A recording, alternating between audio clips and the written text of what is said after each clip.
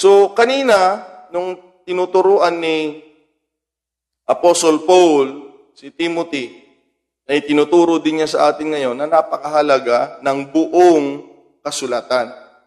At tinuturuan din ni Paul ang Church ng Corinthians na patungkol sa mga kaalaman at takbo ng paglilingkod sa Panginoon as a church, ay kinakailangan matuto tayo sa mga alagad at sinabi dito, do not go beyond what it is written.